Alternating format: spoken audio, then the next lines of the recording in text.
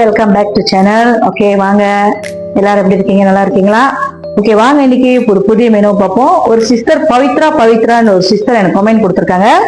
கோழி கிச்சப் எப்படி செய்யறதுன்னு சொல்லி என்கிட்ட ஒரு 2 முன்னாடி கேட்டிருக்காங்க. ஸோ அவங்களுக்காக இன்னைக்கு நம்ம கோழி கிச்சப் எப்படி செய்யறதுன்னு சொல்லி ரெசிபியா காட்டுறோம். இது வந்து 1/2 கிலோ கோழி. 1/2 கிலோ கோழி நல்லா சுத்தம் பண்ணி வச்சிருக்கேன். இறைச்சும் எலும்பும் கொஞ்சம் கலந்து. இது 1/2 கிலோ கோழி. இதுக்கு தேவையான பொருள்: வெங்காயம், அரைச்ச மிளகா சாந்து, கிச்சாப் பக்காட்டு கட்டி கிச்சாப்பு 3 கரண்டி. இது வந்து தக்காளி சோசம் சில்லி சோசம் 3 கரண்டி 6 கரண்டி எடுத்து வச்சிருக்கேன். இது வந்து சுக்கோ பிரசா. இது உங்களோட இது வேண்டியதை எடுத்துக்கோங்க, இல்லைன்னா போடாதீங்க, ஸ்கிப் பண்ணிருங்க. இது வந்து இஞ்சி, ஒரு மங்கு இஞ்சி கூட போட்டால் அந்த கிச்சாப் ரொம்ப ருசியா இருக்கும்.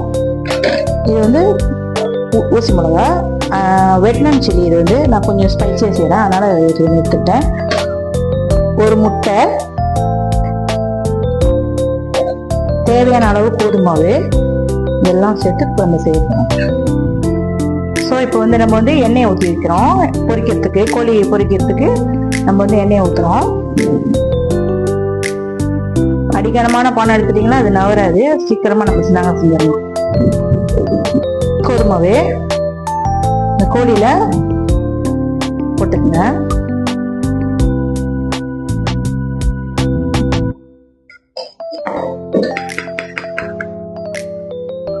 ஒரு முட்டை 1.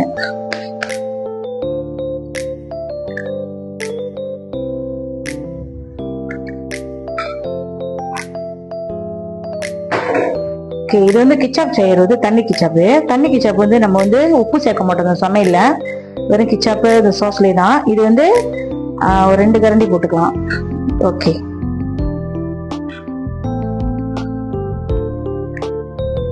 வந்து எல்லாம் ஒண்ணு சேர்த்து நம்ம வந்து பிணைஞ்சு எடுத்து வச்சுக்க வேண்டியதான்.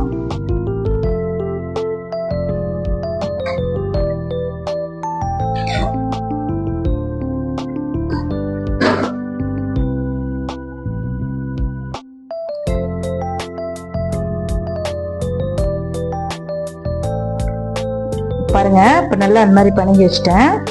தண்ணி கிச்சாப்பு, முட்டை, கோதுமாவு தேவையான அளவு போட்டு நீங்க பிணைஞ்சிட்டு இந்த மாதிரி வச்சுக்கோங்க. வேற நல்லா சூடாயிருச்சு.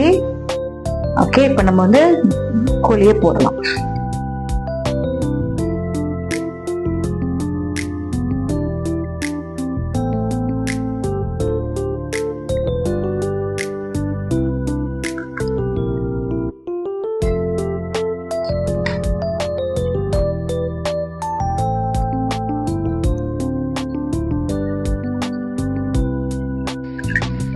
பாருங்க, இந்த மாதிரி பொரிஞ்சிட்டு வருது.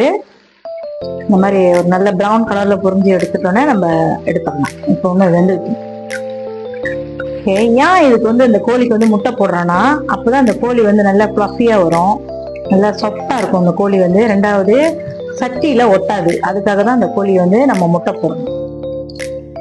கோழிக்கு வந்து முட்டை போடணும். ஸோ இந்த ஸ்டேஜ்ல நம்ம வந்து கோழி எடுத்துடணும் இந்த கலர்ல.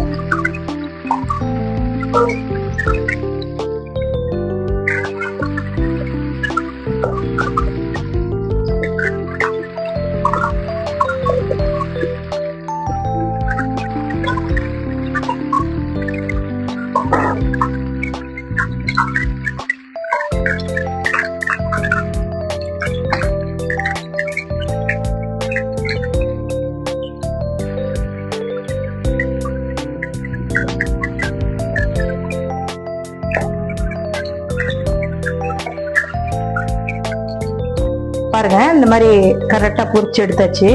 இந்த மாதிரி ப்ரௌன் கலர்ல கரெக்டா பொரிச்சு எடுத்துருங்க.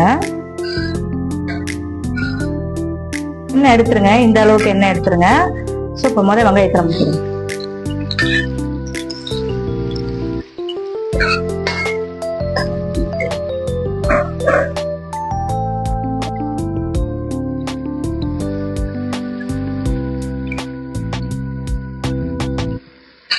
அடுத்தது மிளகா,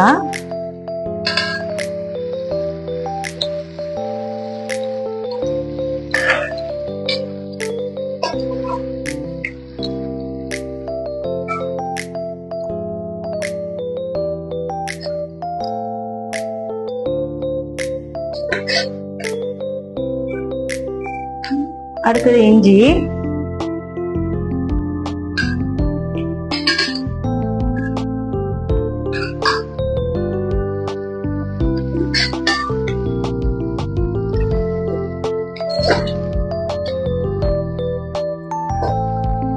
பாருங்க இஞ்சி, மிளகா, வெங்காயம் மூணையும் போட்டுன்னு அந்த இஞ்சி வாசம் வந்து அப்படி ஒரு வாசம் வெளியே வரும்போது அந்த இஞ்சி நல்ல ஒரு சுவையா இருக்கும். அப்போதான் அந்த கோழியில இறங்கி நல்லா ருசி கொடுக்கும் இந்த கிச்சாப்ல. அடுத்து நம்ம போட போறது வந்து அரைச்ச மிளகா,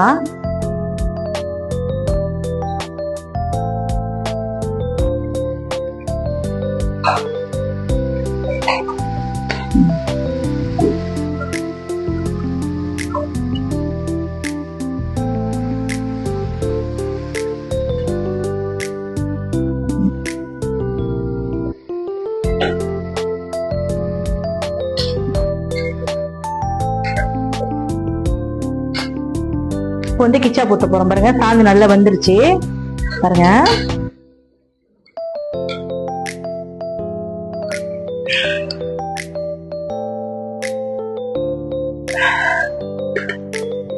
அதுலயே வந்து 3 கரண்டி டொமேட்டோ சாஸும் 3 கரண்டி சில்லி சாஸும் இந்த கிச்சாப் சேர்த்து நம்ம அதிலே ஊற்றிட வேண்டியதான்.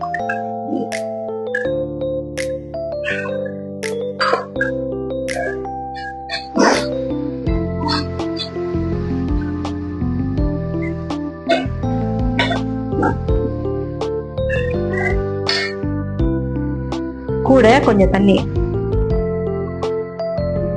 ஓகே போதும்.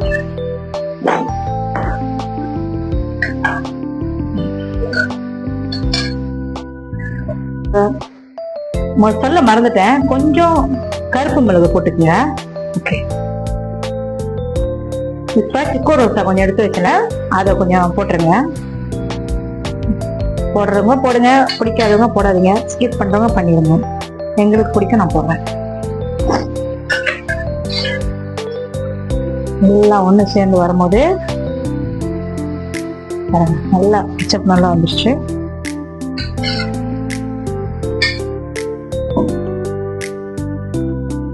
இந்த ஸ்டேஜ்ல பொரிச்சு வச்ச கோழியை நம்ம இந்த கிச்சாப்ல போட்டுருங்க.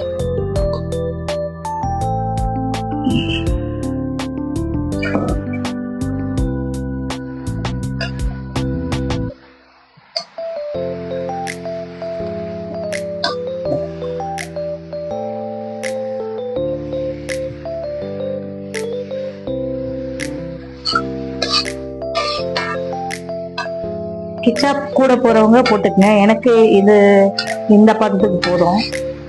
எனக்கு இந்த கலர், இந்த சைஸ்ல, இந்த அளவுல கிச்சாப் போதும். உங்களுக்கு கூட வேணும்னா நீங்க கூட போட்டுக்கலாம், இன்னும் டார்க்கா. எனக்கு இந்த கலர் பாருங்க, பார்க்க நல்ல ருசியா சுவையாவும் இருக்கு.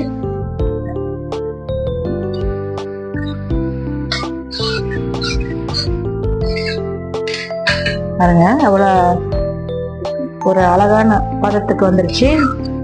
நல்லா ஒரு பார்க்க ருசியா இருக்கு. சைனீஸ் ஸ்டைல் மாதிரியே நம்மளும் செஞ்சிருக்கோம். ஏன்னா நம்ம கொஞ்சம் ஸ்பைசி போடுறோம், அவ்வளவுதான் வித்தியாசம்.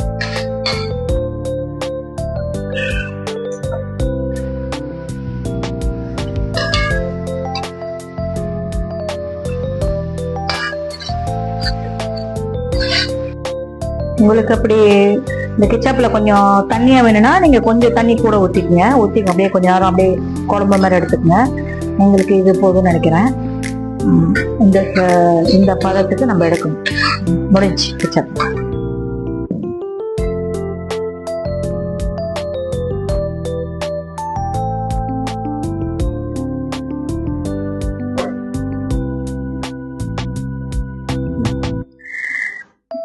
பாருங்க கிச்சாப் நல்லபடியா அழகா செஞ்சாச்சு. இந்த மெத்தடை நீங்களும் செஞ்சு பாருங்க. கிச்சாப் நல்லபடியா வந்துருச்சு. ஸோ நீங்களும் தொடர்ந்து செஞ்சு பாருங்க. இன்னும் கொஞ்சம் சொல்லணும்னா, எல்லாரும் வியூ பாக்குறீங்க, ஆனா அதை கொஞ்சம் சப்ஸ்கிரைப் பண்ணுங்க, ஹெல்ப் பண்ணுங்க கொஞ்சம் எனக்கு. தொடர்ந்து நான் வீடியோ போடுவேன், எனக்கு நீங்க சப்ஸ்கிரைப் பண்ணுங்க, லைக் பண்ணுங்க, கமெண்ட் பண்ணுங்க. Okay, thank you very much.